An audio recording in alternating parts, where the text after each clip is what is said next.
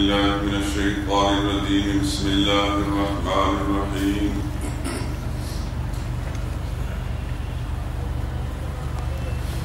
الحمد لله رب العالمين الرحمن الرحيم مالك يوم الدين إياك نعبد وإياك نستعين اهدنا الصراط المستقيم صراط الذين أنعمت عليهم غير المغضوب عليهم ولا الضالين.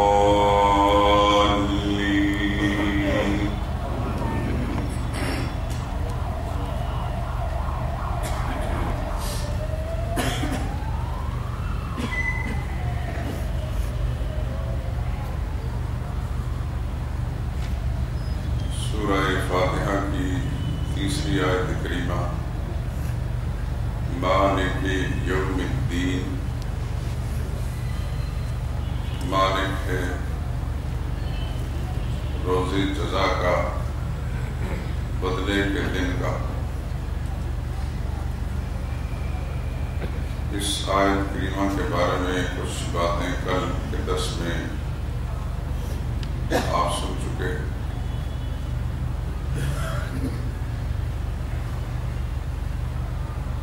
یہ لفظ کیوں لایا گیا کہ روز جزا کا وہ مالک ہے، جبکہ ہر چیز کا ہمیشہ وہی مالک ہے. پھر روز جزا کے مالک ہونے سے یہ معلوم ہوتا ہے کہ دنیا کی چیزوں کا یا دنیا میں وہ مالک نہیں. جواب یہ ہے کہ مالک تو وہی ہے، لیکن مجازی طور پر دنیا میں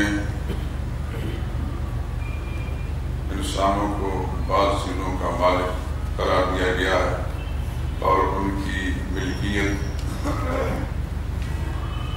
مسلم ہے دنیوی قانون کے اندر بھی اور شریعت کے قانون میں بھی.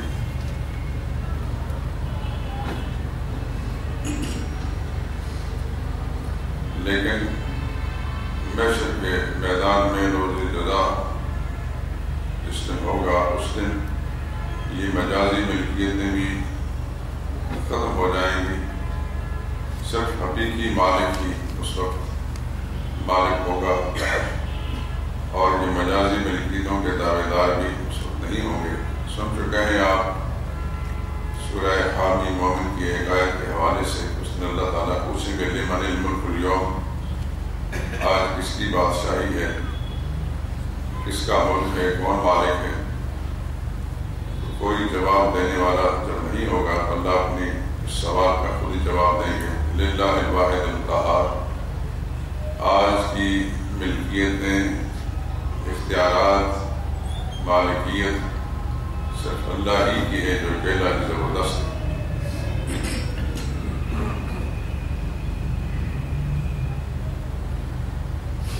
لیکن خاص طور پر اس مضمون کو اس انداز سے بیان کرنے کی حکمت یہ ہے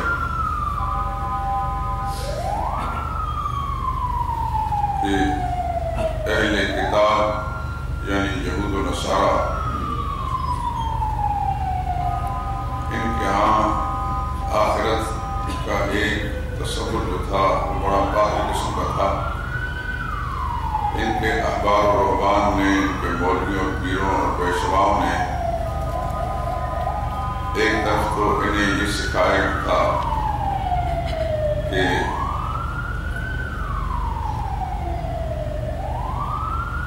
ہم اللہ کے پیارے ہیں، اللہ کے بیٹے ہیں اور اللہ کا پیارا ہونے کے سبب سے ہم پر کوئی عذاب نہیں آئے گا. تمہارا کیونکہ ہمارے ساتھ تعلق ہے، ہمارے مرید ہو، ہمارے خدمت ہو، تو ہم جس طرح لوگوں سے بچ جائیں گے تمہیں بھی بچا لیں گے.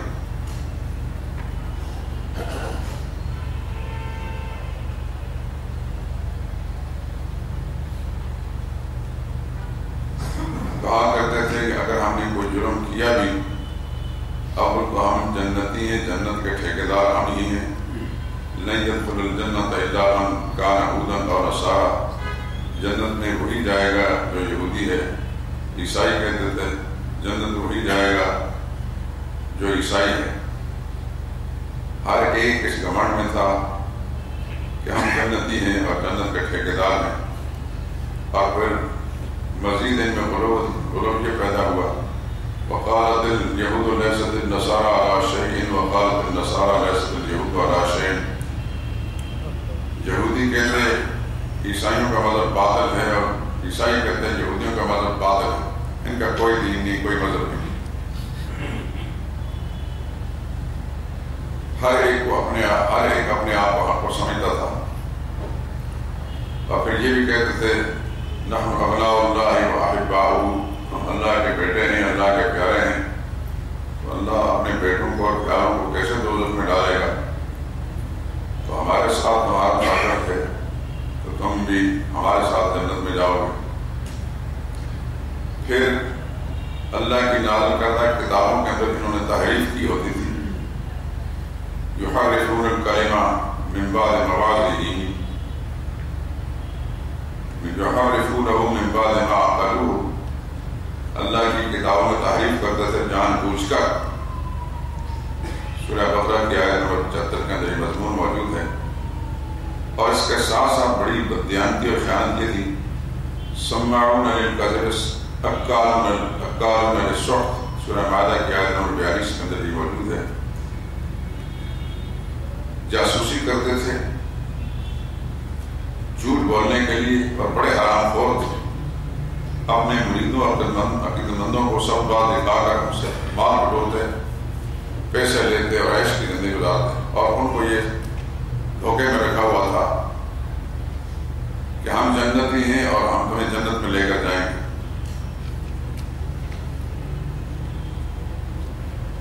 یہ بھی کہا کرتے تھے لن تمسنا النار الا ایاما معدودۃ، اول تو ہم نے جہنم میں جانا ہی نہیں، لیکن اگر ہم کسی گناہ کے سبب سے دوزخ میں گئے بھی تو چند روز کے لیے جائیں. یہ وہ سارے کے سارے باتیں تصورات تھے. اور پھر انہوں نے اپنے آپ کو، یعنی ان کے احبار و رہبان مولویوں پیروں نے اپنے جاہل عوام کے سامنے یہ باور کرایا تھا ہم خدا کے بیٹے ہیں، خدا کے پیارے ہیں، تم ہمیں اسی نظر سے دیکھو. اور جاہل عوام نے پھر قرآن بتاتا ہے اتخذوا احبارهم ورهبانهم اربابا من دون اللہ، اپنے مولویوں اور پیروں کو انہوں نے اللہ کے سوا رب بنا رکھا.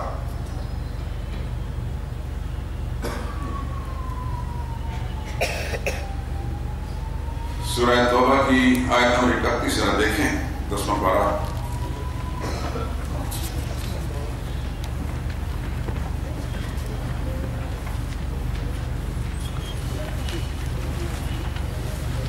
نصف ہے 10 پارہ سورہ توبہ، 10 پارہ نصف، 5 رکوع کی آیت ہے، آیت نمبر 31.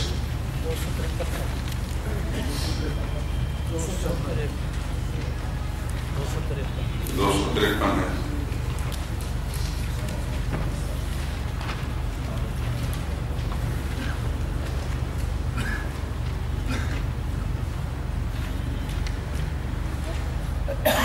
آیت نمبر 31 اتخذوا احبارهم ورهبانهم، ٹھہرا لیا تم نے اپنے عالموں کو، مولویوں کو، ورہبانهم درویشوں کو یعنی پیروں کو، اربابا من دون اللہ، اللہ کو چھوڑ کر رب بنا. اور ساتھ ہی بس مسیح ابن مریم، مسیح ابن مریم کو بھی. وما امروا الا ليعبدوا الها واحدا، حالانکہ ان کو یہ حکم یہی ملا تھا کہ صرف اللہ ہی کی بندگی کریں. لا الہ الا ہو، اس کے سوا کوئی بات پکار کے لائق نہیں. نہ مسیح اللہ کے بیٹے ہیں، نہ پکار کے لائق ہیں، نہ ان کا موجود کوئی. سبحانہ اللہ پاک شریکوں سے ہم باز شریک بتاتے ہیں. پھر آگے آیت نمبر 33 میں دیکھیں اگلے صفحے پر. یا ایھا الذین آمنوا، اے ایمان والو، ان کثیرا من الاحبار والرہبان، بہت سارے مولوی اور پیر، لیأکلون اموال الناس بالباطل، لوگوں کے مال ناحق طریق سے کھاتے ہیں، ویصدون عن سبیل اللہ، اور اللہ کے راستے سے بہکاتے ہیں. ٹھیک وہی نقشہ آج جو آپ نظر آ رہا ہے اس زمانے میں تھا.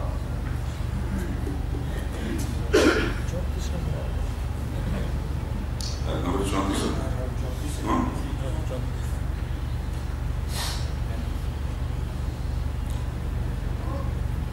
یہ نذرانے اور شکرانے، یہ 11ویں 12ویں اور فلاں فلاں، اس کے نام پر مال بٹورتے ہیں، فلاں ختم فلاں ختم فلاں ختم. اور غلط مسئلے لوگ اللہ تعالیٰ نے یہود نصارہ کا مولوی کو جو نقشہ کھینچا، آج بالکل شاہ ولی اللہ رحمۃ اللہ تعالیٰ ہمارے اس پورے شریر کے اندر ایک بہت بڑا نام ہے، انہوں نے قرآن کریم کے تفسیر کے اصول لکھے ہیں، اس کا نام ہے الفوز الکبیر اصول تفسیر، عربی زبان میں بھی ہے، فارسی میں بھی ہے۔ اس کے اندر انہوں نے ایک خاص اصول لکھا ہے، اس کا ترجمہ بھی ہو چکا ہے، بازار مل جاتی ہے الفوز الکبیر، آپ دیکھیں گے تو انشاءاللہ میری بات تصدیق ہوگی۔ شاہ صاحب رحمۃ اللہ لکھا ہے کہ قرآن کریم کے اندر دو قسم کی آیتیں آپ کو نظر آتی ہیں، منافقین کے بارے میں اور یہود و نصارہ کے بارے میں۔ منافقین کی آیتیں اپنے زمانے کے سیاسی لوگوں پر، حکمرانوں پر فٹ کریں، بالکل اس کا نقشہ نظر آئے گا۔ جو اس زمانے کے منافقین کی خصلتیں تھیں، اپنے زمانے کے اندر حکمران طبقہ اور یہ سیاسی لوگوں کو دیکھیں، بالکل پکے منافق، اور فرماتے تھے اس زمانے کے یہود و نصارہ اور ان کا احبار اور رہبان کی آیتیں دیکھ اپنے زمانے کے مولوی بھی ہوتے بالکل وہی حرکتیں نظر آئیں، گمراہ کر کے غلط مسئلے بتا کر ان کا مال لوٹتے ہیں۔ لیاکلون اموال الناس بالباطل، مولوی اور پیر لوگ مال ناحق طریقے سے کھاتے ہیں اور روکتے ہیں اللہ کی راہ سے، یعنی صحیح مسئلہ نہیں بتاتے، غلط مسئلے بتا کر، یعنی جو صحیح مسئلہ بتائے گا وہ کیسے کسی کا مال کھائے گا؟ نہ جسے صحیح مسئلہ بتانا ہے اسے تو وہی بتانا ہے کہ کہاں خرچ کرنا اور کہاں خرچ نہیں کرنا۔ ہمارے استاد مولانا ادریس صاحب رحمۃ اللہ تعالیٰ شیخ الحدیث جامع اشرفیہ کے ایک بڑی عجیب بات فرمایا کرتے تھے کہ ہم حیران ہیں کہ ہم اس قوم کا ایمان بھی بچاتے ہیں، اس کا مال بھی بچاتے ہیں، اور یہ ہمارے دشمن ہیں۔ جو لوگ ان کا مال بھی بٹورتے ہیں، کھاتے ہیں اور ان کے ایمان بھی لوٹتے ہیں، ان کے دوست بنے ہوتے ہیں۔ آپ دیکھ لیں، جو شخص اللہ کا قرآن صحیح بیان کرے گا وہ کبھی بھی انشاءاللہ اللہ کے فضل و کرم سے کسی سے غلط طریقے سے مال نہیں بٹورے گا۔ تجربہ کر کے دیکھ لیں، کہیں بھی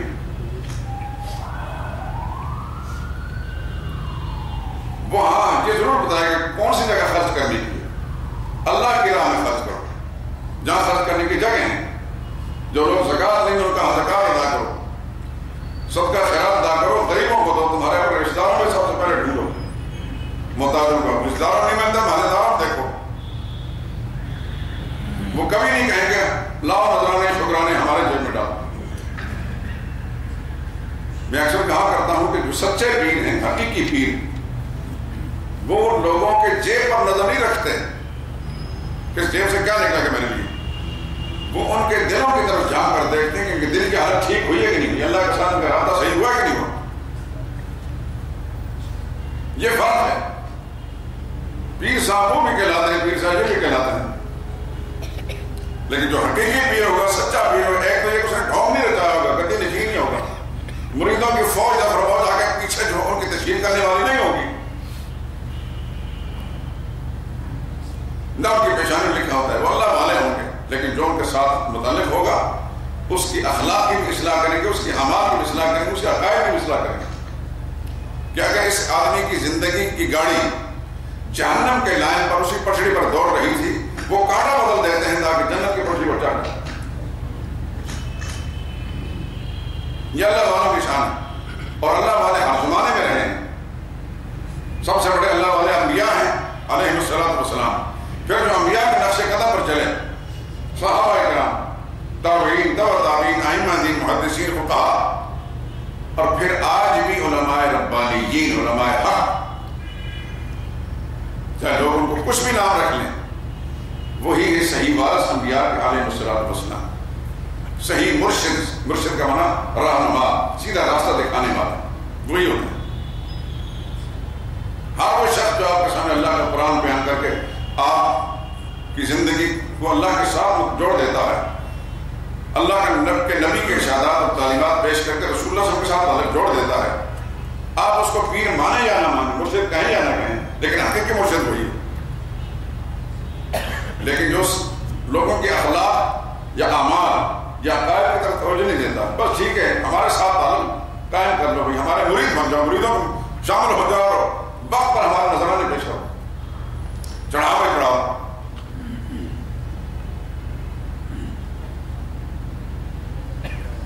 ہماری گدیوں پر جو لنگر شریف، لنگر میں پیسے دیتے جاؤ. یاد رکھیں میرے دوستو، میں نہیں جانتا تو پوری تفصیل کے ساتھ آپ حضرات سارے کے سارے کیا سوچا اور کیا نہیں، لیکن اچھی طرح اس بات کو سمجھ لیجیے کہ میں ذمہ دار ہوں صحیح بات کہنے کا، خدا کے سامنے جانا ہوں، اور اللہ سے ضرور پوچھیں گے لوگ تمہارے پاس اکٹھے ہوئے دین کے طلبگار ہم کا سچ کہا تھا کہ نہیں کہا. غیر اللہ کی نیاز اتنی بڑی حرام ہے کہ اس سے بڑھ کر کوئی چیز حرام نہیں. اللہ کے نیاز، اللہ کے نام کی نیاز حلال طیب چیز ہے. اس کا ایک دانہ بھی جو کھا لے گا اس کے اندر نورانیت پیدا ہوگی، تقویٰ پیدا ہوگا. جو حرام مال کھاتا ہے اور خصوصاً حرام کی بدترین قسم غیر اللہ کے نیاز، اس کے دل میں اتنی تاریکی پیدا ہو جائے گی کہ اس سے کبھی بھی نیک اعمال سرزد نہیں ہوگی.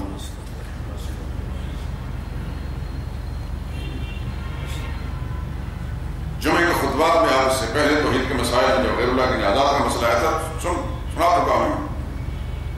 جو قرآن کریم میں جن جن چیزوں کو اللہ نے حرام ٹھہرایا ہے، فلاں بھی حرام ہے، فلاں بھی حرام ہے، فلاں بھی حرام ہے، سب سے اونچے درجے میں غیر اللہ کی نیاز کو کہا. سور، خنزیر کس قدر ناپاک چیز ہے اللہ کی مخلوق میں کہ اس سے بڑھ کر کوئی چیز بھی ناپاک بھی نہیں اور حرام بھی نہیں، لیکن اس سے اوپر اللہ نے غیر اللہ کی نیاز قرار دیا. کہ سور کا گوشت لوگ کھاتے ہیں، جو لوگ کافر ان کا مسئلہ لگے. مسلمان کہلانے والا سور کا گوشت کھانے والا گناہ کبیرہ کا مرتکب ہے، لیکن سور کا گوشت کھانے کے باوجود بھی اس کے ایمان کی بنیاد نہیں ختم ہوگی. حرام اسے ضرور کھایا ہے، سور کھایا ہے، لیکن ایمان اب اس کا ختم نہیں ہوا.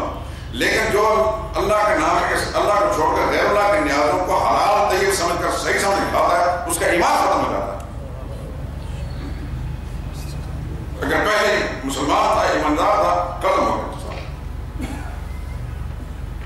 اتنا بڑا فرق ہے کہ سور کا گوشت، سور جیسے ناپاک اور حرام چیز نے اس کی ایمان کی بنیاد نہیں ختم کی، لیکن غیر اللہ کے نیاز نے کچھ نہیں چھوڑا. یہ اتنا بڑا حرام. لیکن آپ دیکھتے ہیں کہ آباد اور رحبان یہ گدیوں والے کس انداز سے آپ کو غیر اللہ کے نام کے نیازوں کے لیے ترغیب دیتے ہیں، اور پھر کیسے کیسے سبز بات دکھاتے ہیں کہ فلاں حضرت کی گدی کے ساتھ وابستہ ہو جاؤ، بیڑا پار ہو جائے گا. حضرتوں گدیوں کے ساتھ وابستہ ہونے سے بیڑا پار ہوتا تو نوح علیہ السلام کا صحیح بیٹا، حقیقی بیٹا نوح علیہ السلام جیسے عظیم پیغام 950 سال اللہ کا دین بیان کرنے والا، وہ اللہ کے عذاب سے بچ جاتا. ماں کسی گدی کے ساتھ تعلق کسی مقدس انسان کے رشتہ دار ہونے کے سبب سے کسی کی بچت ہو سکتی ہے، تو نوح علیہ السلام کا بیٹا اور ان کی بیوی کبھی جہنم میں نہیں جاتے. ابراہیم خلیل اللہ کے عظیم پیغمبر، عظیم پیغمبر جس کو اللہ تعالیٰ نے فرمایا لی جاعلک للناس اماما، کہ ساری انسانیت کا فیصلہ بنانے والا ہوں، ان کا والد کبھی جہنم میں نہ جاتا. ابراہیم خلیل اللہ کے ساتھ ان کا تعلق. قرآن ہمارے سامنے ہے، سچ اور جھوٹ کا فیصلہ کرنے والا. اگر کسی بڑی ذات سے، بڑی شخصیت کے ساتھ طلبداری کسی کو بچا سکتی ہوتی تو محمد مصطفیٰ صلی اللہ علیہ وسلم کے چچا کا بھی دوست کی نہ جاتا. معلوم ہوا کہ کسی بڑی شخصیت کے ساتھ تعلق اور رشتہ داری نہیں بچا سکتا تو صرف ایمان اور عقیدہ بچا سکتا. تو اہل کتاب یہود و نصارہ نے جو ایک غلط تصور قائم کیا تھا آخرت کے بارے میں کہ آخرت میں کوئی شخص جہنم میں نہیں جائے گا، نہ ہم نے جانا ہے نہ ہمارے عقیدتمند جائیں گے. اللہ تعالیٰ نے سورہ نساء کی آیت نمبر 123 نکالے دیکھیں.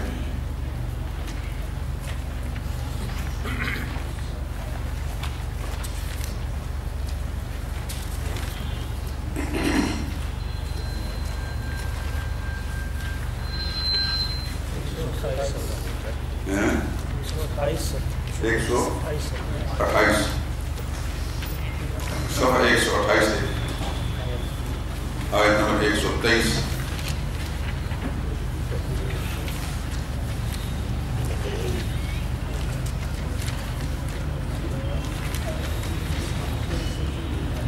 ليس بأمانيكم تمہاری امیدوں اور تمہاری آرزوؤں کے مطابق فیصلے نہیں ہوں گے،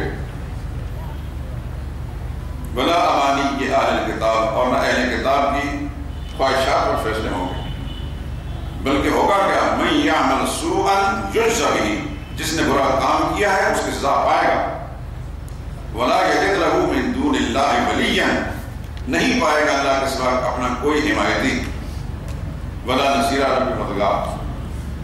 ومن یعمل من الصالحات، اور جو اچھے کام کرے گا، من ذکر او انثی، چاہے وہ مرد ہو یا عورت ہو، وہ مومن، لیکن شرط یہ ہے کہ ایمان بھی رکھتا ہو، اچھے کام کرنے کے ساتھ ایمان بھی، فَأُولَٰئِکَ يَدْخُلُونَ الْجَنَّةَ، ایسے لوگ جنت میں جائیں گے، وَلَا يُظْلَمُونَ نَقِيرًا، ان پر اتنا بھی ظلم نہیں ہوگا جتنا ایک تیل ہوتا ہے یا جو کہ رائی کے دانے کا برابر،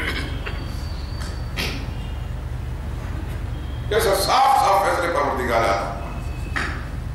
تو اہل کتاب کہتے ہیں کہ تمہاری امیدوں اور تمہاری خواہشوں پر اللہ کے فیصلے نہیں ہوں گے، جس نے اچھا کام کیا ضرور جنت میں جائے گا بشرط کہ ایمان والا۔ یہ یاد رکھیں کہ اچھے اعمال کے لیے ایمان شرط ہے۔ گنگا عالم اسپتال بنا لے کوئی رام، لیکن اتنے بڑی خدمت خلق کرنے کے باوجود وہ جنت نہیں جائے گا، کیونکہ وہ مومنوں نے شرط لگا دی۔ گلاب دیوی ہو، جانکی دیوی اسپتال ہو، لیڈی اورینٹل ہو، فلاں ہو فلاں ہو، بڑے بڑے کام نامے کرتے ہیں، خدمت خلق رفائی کام کرتے ہیں، لیکن اللہ کی آخری وحی، اللہ کا قرآن، محمد مصطفیٰ صلی اللہ علیہ وسلم پر نازل ہونے کی کتاب جو قیامت تک باقی رہنے والا قانون ہے، اس میں یہ قانون لکھا ہے کہ اچھے کام پر اللہ کے ہاں جزا ملے گی جنت کی، تب کہ اچھے کاموں کے ساتھ ساتھ ایمان بھی ہو۔ ابھی آپ نے دیکھے وَهُوَ مُؤْمِنٌ وَمَن يَعْمَلْ مِنَ الصَّالِحَاتِ مِن ذَكَرٍ أَوْ أُنثىٰ وَهُوَ مُؤْمِنٌ، اچھے کام کرے مرد ہو یا عورت، لیکن اس کے ساتھ ایمان بھی، ایمان کے بغیر نہیں۔ آپ یہ سوچتے ہوں گے کہ اتنا بڑا کارنامہ، کروڑوں روپے ہم نے خرچ کیا دفعہ کے خدا پر، تو پھر ان کو کیا کچھ نہ کچھ تو ہونا چاہیے، اس کا بدلہ اللہ دیتے ہیں، لیکن دنیا کی آسائشیں دے دیتے ہیں، دنیا کی نیک نامیاں دے دیتے ہیں، لیکن آخرت کے اندر اللہ تعالیٰ کے ہاں کامیابی صرف ایمان پر موقوف ہوگی۔ یہ یاد رکھنے کی طرف اس درس کا آپ کو یہ فائدہ ہونا چاہیے۔ سرور عالم صلی اللہ علیہ وسلم نے ارشاد فرمایا، اسعد الناس بشفاعتی یوم القیامت من قال لا الہ الا اللہ خالصا من قلبی، سب سے بڑا خوش نصیب انسان میری شفاعت کا حقدار قیامت کے دن وہ انسان ہوگا جس نے لا الہ الا اللہ پڑھا ہوگا خلوص نیت کے ساتھ، دل کی گہرائی سے، یعنی اس کو مان کر پڑھا ہوگا، تو وہ میری سفارش کا شفاعت کا حقدار ہوگا۔ میرے پاس خدا کا فرشتے آئے، یہ دوسری حدیث ہے، اور انہوں نے آ کر مجھ سے یہ پیشکش کی، اللہ کی طرف سے پیشکش سنائی، یا تو آدھی امت بلا حساب کتاب جنت میں چلی جائے، کوئی حساب نہیں لے جائے، یہ قبول کر لیں، یا یہ شفاعت کا حق لے لیں۔ تو میں نے پہلی بات قبول نہیں کی، شفاعت کا حق مانگا ہے، لیکن ساتھ یہ فرمایا وَهِيَ نَائِلَةٌ مِّنْ أُمَّتِي مَن مَّاتَ لَا يُشْرِكُ بِاللَّهِ شَيْئًا، میری امت کے ہر اس انسان کو میری شفاعت نصیب ہوگی جس کی موت اس حال میں آئے گی کہ اللہ کے ساتھ انہیں شرک نہیں کیا ہوگا۔ اس کی غلط فہمی میں انسان کو نہیں رہنا چاہیے۔ ابراہیم خلیل اللہ کا والد اس لیے جہنم میں گیا وہ شریک تھا، نوح علیہ السلام کی بیوی، لوط علیہ السلام کی بیوی، نوح علیہ السلام کا بیٹا اس لیے جہنم کے حقدار ہونے کو مشرک تھے، محمد مصطفیٰ صلی اللہ علیہ وسلم اس لیے جہنم میں جائے گا مشرک، اگر ایمان ہوتا تو کبھی جہنم میں نہیں جاتا۔ ابو طالب مل گئے تو رسول اللہ نے آخر وقت میں بھی کوشش کی تھی، موت کے وقت بھی رسول اللہ صلی اللہ علیہ وسلم کے سامنے جا کر، ایک طرف ابو جہل بیٹھا تھا، کچھ اور لوگ بیٹھے تھے مشرکین کے سرگرم میں، دوسرے رسول اللہ نے جا کر کہا چچا جان میرے کہانی میں کلمہ پڑھ دیں تاکہ اللہ کے سامنے بات بن جاؤں۔ ادھر ابو جہل ان کمپنی بیٹھے ہوئے تھے، میں نے دیکھیے اپنے خاندان کی ناک میں کٹوا دینا آخر وقت میں۔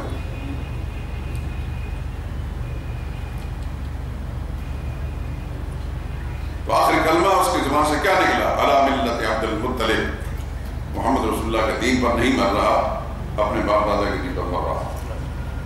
حضور صلی اللہ علیہ وسلم بہت افسردہ ہوئے، وہاں سے ناراض ہو کر اٹھ کے چلے گئے، بہت صدمہ تھا حضور صلی اللہ علیہ وسلم اتنی محنت کرنے کے باوجود اس نے نہیں مانی بات. اس مغموم غمگین بیٹھے تھے کہ اس اسنا میں سیدنا علی رضی اللہ تعالیٰ جو ابو طالب کے بیٹے تھے وہ حضور کی خدمت میں آئے اور انہیں ایک جملہ کہا جو حدیث کتاب ابو داؤد کے اندر موجود ہے, سیاستہ کتاب ابو داؤد. یا رسول اللہ ان عمک الشیخ الزال قد مات. کہ اللہ کے پاک رسول آپ کا چچا الشیخ بوڑھا الزال گمراہ قد مات مر گیا. آپ کا بوڑھا گمراہ چچا فوت ہو گیا. حضور صلی اللہ علیہ وسلم نے فرمایا ہاں میرے علم ہے. اور اطلاع دیتے ہیں حضرت علی رضی اللہ تعالیٰ اب اگر کسی کا چچا فوت ہو جائے, خاندان کا آدمی, خاندان کا بڑا, تو کیا ہونا چاہیے؟ اٹھ کر جائے, اس کے میت کے پاس جائے, اس کو غسل دے, اس کو کفن پہنائے, اس کے نماز جنازے میں شریک ہو تو اس کو قبرستان لے جائے, تدفین کا میں شریک ہو جائے. رسول ہے سرور کائنات صلی اللہ علیہ وسلم یہ بات سن کر فرماتے ہیں کس ہاتھ جاؤ فوارے مٹی کے حوالے کر کے آتا. رسول اللہ صلی اللہ علیہ وسلم ایک قدم نہیں وہاں سے, اس لیے کہ اس نے کلمے کا انکار کیا. اب میں ایک تقابل کر کے آپ کو بات بتا رہا ہوں, اس سے آپ کلمے کے انکار اور کلمے کے اقرار کا فرق سمجھیے. سگا چچا ہے عبداللہ حضور کے والد کا سگا بھائی, تو سوتیلا نہیں, یعنی مائیں بھی ایک ہیں. بعض چچے ایسا تھا کہ جن کی مائیں الگ تھی. ادھر ان کے ساتھ یہ معاملہ ہے, ادھر مدینہ کا مشہور منافق, سمجھ گئے ہوں گے آپ, عبداللہ بن ابی, نام عبداللہ, اعلیٰ درجہ کا نام, بڑا خوبصورت نام. مسلمان اپنے آپ کو کہتا ہے, مسلمانوں کے ساتھ مل کر کام کرتا ہے, مسجد نبی میں آ کر مسلمانوں کے صف میں کھڑے ہو کر رسول اللہ کے پیچھے نمازیں پڑھتا ہے. بیٹا ان کا, اس کا نام بھی عبداللہ تھا, اس کا نام بھی, باپ کا نام بھی عبداللہ, بیٹے کا نام بھی عبداللہ. آج مجھ سے ایک ساتھ پتہ نہیں ہو سکتا تو بیٹے ہیں کہ نہیں, اپنے کسی بچے کے بارے میں پوچھتے ہیں نام, میں نے کہا اچھا نام بتائیں, میں نے کہا عبداللہ, کہتے اس سے پہلے نام عبداللہ, میں نے کہا عبدالرحمان رکھو, کہتے وہ بھی ہے, میں نے کہا عبداللہ رکھو, کہتے مختصر اچھا سا نام بتا رہا ہوں. افسوس مجھے بڑا ہوا کہ میں جو کچھ بتا رہا ہوں وہ اچھا نام نہیں. میں نے کہا یہ بہت اچھا نام, پتہ نہیں انہوں نے قبول کیا اور نہیں کیا, لیکن ان کے سوال اور جواب سے مجھے اندازہ ہو رہا تھا کہ وہ دل سے راضی نہیں ہو رہے تھے کہ ہمارے خاندان میں کوئی اچھا نام کسی کا ہے تو ہم نے نہیں رکھنا, ہم نے معلوم ہی رہنا. ناموں کے معاملے میں دیکھیے ہوتا ہے, فلاں کا نام ہے ہمارے خاندان میں, فلاں کا نام ہے, فلاں کا نام ہے. خاندان میں سے کسی نے بنگلہ بنایا تو تم کہو کہ بنگلہ جو بنا تو ہم بنگلہ نہیں بنائیں گے. کسی نے گاڑی لے آئی ہے تو ہم گاڑی نہیں لیں گے, کیونکہ خاندان میں لوگوں کے پاس گاڑی ہے. یہ بھی کوئی بات ہے. دنیا معاملات میں ہم سے بڑھ چڑھ کر آگے جانے کی کوشش کرتے ہیں, لیکن دین کے بعد تو کوشش چلے پیچھے ہی رہے ہیں. نام ایک زندہ مثال ہے. خاندان میں کسی کا اگر وہ نام ہے تو کوشش کرو وہ اچھا نام آپ کا بھی ہو, آپ کے بچے کا بھی ہو. گھبراتا کیوں اس سے؟ یہ عجیب قسم کی ابلیسی سوچ ہے کہ خاندان میں فلاں لڑکے کو یہ نام ہے, فلاں لڑکے کو یہ نام ہے, زیادہ ہم نام نہیں رکھیں گے. تو مجھے پھر اکثر یہ کہنا پڑتا ہے کہ اگر اللہ تعالیٰ نے کو یہ شرف دیا ہے تو تم نے ٹھیکہ لے رکھا کہ ہم معلوم ہے رہنا. تم بھی کوشش کرو کہ ہمیں کوئی نعمت ملے. کہ عبداللہ کا بیٹا عبداللہ ہے. چند روز پہلے کی بات ہے, میں حدیث کتاب مطالعہ کر رہا تھا تو میرا حیران رہا کہ وہ 4-5 نام اوپر نیچے عبداللہ, پردادے کا نام عبداللہ ہے, دادے کا نام عبداللہ ہے، بیٹے کا نام عبداللہ ہے، پوتے کا نام عبداللہ ہے. اس زمانے میں تو کوئی بات نہیں ہوا کرتا. یہ اسی زمانے میں جب سے مغرب زدہ ہم بنے ہیں، مغربی اثرات اور ہندو اثرات ہمارے دل دماغ پر، ہمارے کلچر پر غالب آئے ہیں، پھر ہمیں یہ سوچیں ہماری بنتی. عبداللہ بن ابی کا جب انتقال ہوا، ان کا بیٹا عبداللہ رسول اللہ کی خدمت میں حاضر ہوا. یا رسول اللہ میرا باپ فوت ہو گیا. حضور نے فرمایا کہ جنازے میں آؤں. صحابہ بھی گئے، سب صحابہ گئے، امام الانبیاء تشریف لے گئے. پتا تھا سب کو کہ منافق ہے. اس وقت فاروق اعظم جلالی طبیعت کہتے ہیں حضور کی خدمت عرض کریں یا رسول اللہ اس شخص نے فلاں موقع پر فلاں موقع پر فلاں موقع پر فلاں موقع پر اسلام و مسلمانوں کی مخالفت کی. حضور نے فرمایا ہاں مجھے معلوم. پھر انہوں نے یہ بات بھی عرض کی یا رسول اللہ کہ اللہ نے نہیں فرمایا کہ ان کے لیے بخشش مانگے یا نہ مانگے اللہ ان کو معاف نہیں کریں. حضور نے فرمایا ہاں مجھے یہ معلوم ہے. یہ آیت بالکل نازل ہوئی. اللہ نے فرمایا بخشش مانگے یا نہ مانگے، یا نہ مانگے آج بات چھوڑ کے مانگے والے کام کروں. اگر اللہ تعالیٰ کی مغفرت، اس کی مغفرت 70 مرتبہ سے زیادہ مغفرت مانگنے سے ہوئی تو یہ بھی میں کروں. چنانچہ اب پیغمبر ایک ارادہ کر چکے ہیں کہ کسی کی مجال ہے کہ نبی کو روک سکے. وہ پوری کوشش کر کے خاموش ہو گئے. انہوں نے جنازہ پڑھا لیا. جنازہ پڑھانے کے دوران اللہ کی وحی نہیں آئی. اللہ نے نہیں روکا. اللہ نے حضور کو نہیں روکا کہ آپ جنازہ نہ پڑھائیں. حضور صلی اللہ علیہ وسلم نے اپنا کرتا مبارک بھی عبداللہ بن ابی کو بطور کفن دیا کہ شاید اس کے ذریعے سے کچھ کو ختم کر جائے. اپنا نوار مبارک اس کا منہ میں ڈالا. کتنے تبرکات اس کو مل گئے. جنازہ پڑھا لیا. بعد میں اللہ کی وحی آ گئی لا تصلی علی احد منهم مات ولا تقم علی قبره. نبی میرے پیغمبر ان منافقین میں سے کوئی مر جائے لا تصلی علی احد منهم، ان میں سے کسی ایک کی نماز جنازہ بھی نہ پڑھائیں. ولا تقم علی قبره، اور نہ ہی قبر پر جا کر دعا مانگیں. اس دن کے بعد رسول اللہ نے کسی جنازہ پڑھا. لیکن عبداللہ بن ابی کا جنازہ پڑھایا. مسئلہ کیا تھی کہ یہ کلمہ پڑھتا تھا. ادھر کلمے کا منکر تھا، نبی کا سگا چچا. اس کے جنازہ کے رسول اللہ ایک قدم ہی گئے. یہ کلمہ پڑھتا تھا.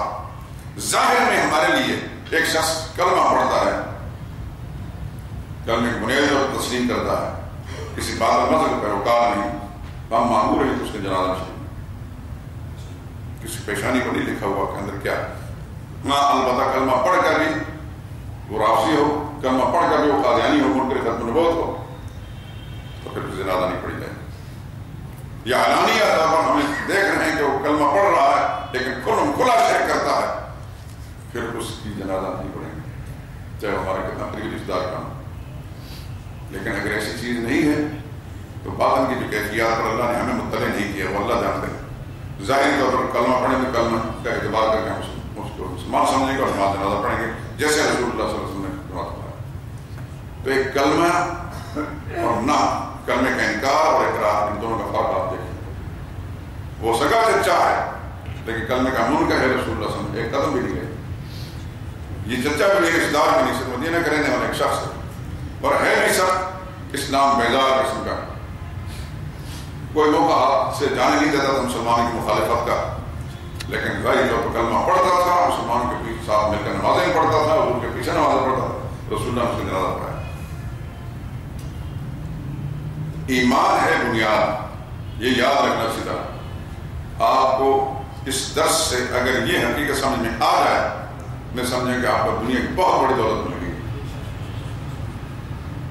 اللہ اپنی رحمت کے ساتھ آپ کے دل و دماغ کو اپنے قرآن کے نور کے لیے کھول دے اور اس کو اس میں پیوست کر دے تاکہ آپ کے یہ وقت ضائع نہ ہو. اور ذکر رہا تھا کہ اہل کتاب کا ایک باطل تصور تھا. اس باطل تصور کی بنا پر انہوں نے اپنے متقدین کو بھی گمراہ کر رکھا تھا. اللہ نے اس کو پھر جواب دیا کہ تمہارے آرزوؤں اور تمہاری خواہشوں پر فیصلے نہیں ہوں گے. جس نے برا کام کیا اس کو بدلہ دیا جائے گا، جس نے اچھا کام کیا بشرطے کوئی ایمان والا ہے تو اللہ تعالیٰ جنت میں ضرور بھیجیں گے. اس آیت کریمہ کے سلسلے میں کچھ باتیں اور بھی عرض کرنی تھی لیکن تھوڑی سی بات لمبی ہو گئی پہلے کتاب کے حوالے سے، تقابل اپنے دور کے کچھ چیزیں جو ہے آپ کے سامنے میں رکھ دی کہ بالکل آج کے نصب کی بات نہیں کر رہا، علماء ربانیین کی بات نہیں کر رہا، علماء حق کی بات نہیں کر رہا، اور اچھے جو لوگ ہیں جو پیر ہیں ان کی بات نہیں کر رہا، لیکن اکثریت مولویوں پیروں کی ایسی ہی ہے جو قرآن کی کتاب۔ قرآن ایک آئینہ ہے، اس آئینے میں ان کے چہرے دیکھیں پتہ چل جائے گا۔ جو آپ کو غلط مسئلے بتاتے ہیں قرآن سے برگشتہ کرتے ہیں، بزرگی میں دم مار رہے ہیں، بزرگوں کا نام لیتے ہیں، فلاں گدی کے ساتھ میں قادری ہوں، میں چشتی ہوں، میں فلاں ہوں، میں فلاں ہوں، وہ لمبے لمبے القاب جس سے میں نے احمد البدو قادری، پتہ بھی اس کو نہیں تھا قادری کیا ہوتا۔ کئی سال پہلے میں سینٹرل مارک اسکول میں پڑھائی کرتا تھا، من کرنے سے من کرنے میں آپ کو بات بتاتا ہوں۔ میں طالب علم تھا، آپ بھی ہوں، لیکن کچھ بزرگوں کی کتابیں باہر میں دیکھتا ہوں اور بزرگوں کا میں قائل ہوں اور بزرگوں کے منظر کو میں لانتی سمجھتا ہوں۔ جو کسی بزرگ کی بزرگی کو نہیں مانتا وہ آپ جو اللہ کا نیک بندہ ہے اس کو لانتی سمجھتا ہوں، وہ محروم ہے بدقسمت انسان۔ اللہ والے ہر زمانے کریں، اور جو مسلم لوگ ہیں جیسے مجدد الفسانی رحمۃ اللہ تعالیٰ علیہ، یہ بھی آپ ایک کتاب میں آپ کو بتاؤں گا اتفاق سے، یہ کتاب کسی زمانے میں ہندوستان سے لایا تھا اور میں نے کوشش کر کے چھاپی تھی، میرے پاس وہ ختم ہو گئی، ان کے پاس کہیں سے نکل آئی، ابھی بات بتاتا ہوں۔ وہاں سینٹ مارک اسکول آپ جانتے ہیں پاکستان کا سب سے بڑا اسکول ہے، 200 استاد، 10,000 بچے، صبح اسمبلی سے فارغ ہو کر اسٹاف روم میں آ کر بیٹھے، میں نے قبل وقت چھوڑ دیا تھا کام، اس لیے میرا مزاج نہیں ملتا تھا میرے ساتھ۔ ہم مدرسوں کے درویش ہیں، مدرسوں کے ماحول میں پلے ہیں، اس واسطے ہمیں وہ جو چیز جچتی ہے وہاں نہیں دیکھی میں بس ایسا ہی ٹھیک کام تھا۔ تو ایک ٹیچر نے ہمارے ساتھ ایک صاحب تھے، پیر کہلاتے تھے، مظفر حسین شاہ صاحب، ادھر باٹا پور سے آتے تھے، کہا کرتے تھے پیر نقشبندی، اور وہ کہا کرتے تھے کہ ہمارے 10,000 مرید۔ میری عادت کبھی کسی کے معاملے میں ٹانگ اڑانے کی نہیں رہی، ہمیشہ اصول یہ تھا۔ ایک ٹیچر نے پوچھ لیا اس کو مخاطب کر کے کہ شاہ جی تھوڑے کتنے پیر ہیں مرید ہیں؟ کہنے لگا کوئی 10,000 لگ بھگ۔ بڑا کڑا سلسلہ ہے، اسی نقشبندی ہوں گے۔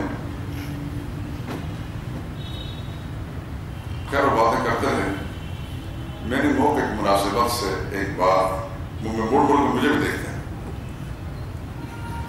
میں نے کہا شاہ صاحب کہ اس کا مطلب تو یہ ہوا کہ آپ نے حضرت مجدد الفسانی رحمۃ اللہ تعالیٰ کے مکتوبات کو خوب پڑھا ہوا، آپ مجددی جو ہیں۔ جب یہ بات میں نے کی نا تو جس طرح کہتے ہیں کسی کا رنگ فاق ہو جاتا ہے۔ اب اگر میں کہتا ہوں کہ میں نے پڑھے ہیں تو ہو سکتا ہے یہ پوچھ لے، اگر میں کہتا ہوں میں نے نہیں پڑھے تو سارے کے سارے عقید مند کہیں یہ کیسا ہے، کیسا مجدد ہے کہ مجھے صاحب مکتوبات نہیں پڑھے۔ وہ عجیب سی کیفیت میں مبتلا ہوں، کہنے لگا بس مصروفیت بہت زیادہ ہوتی ہے جس کی وجہ سے مجھے موقع نہیں ملتا۔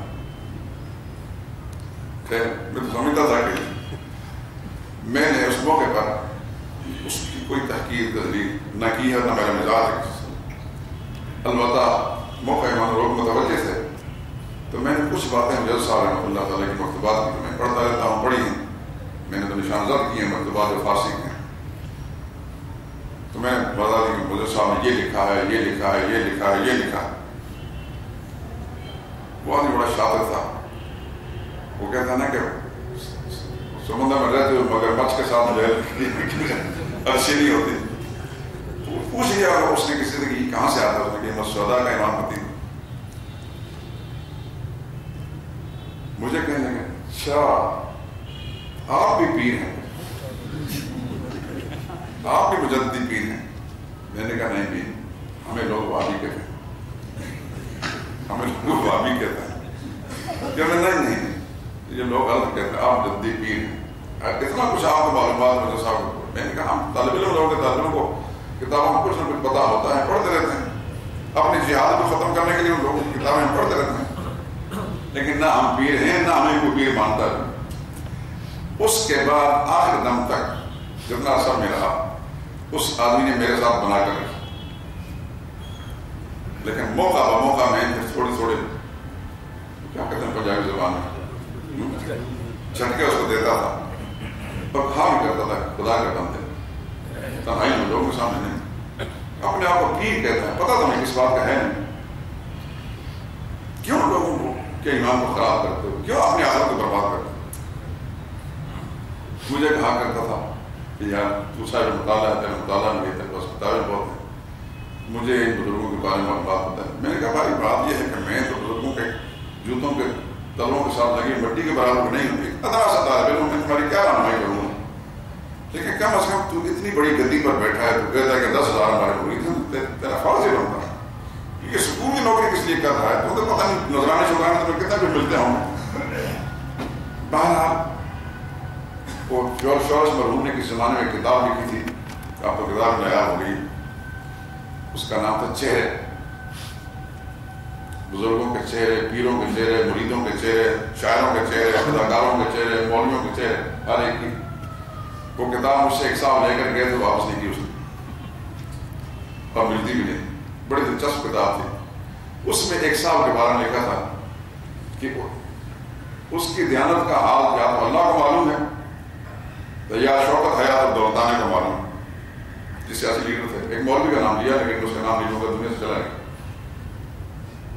کہتے ہیں لیکن خدا کا فضل سے وہ حوروں کے شوہر ہیں, سکتا ہے جو پتہ ہوگی خوبصورت بیمہ والا ہے, لیکن علم اس کے جیب میں داخل نہیں ہوا.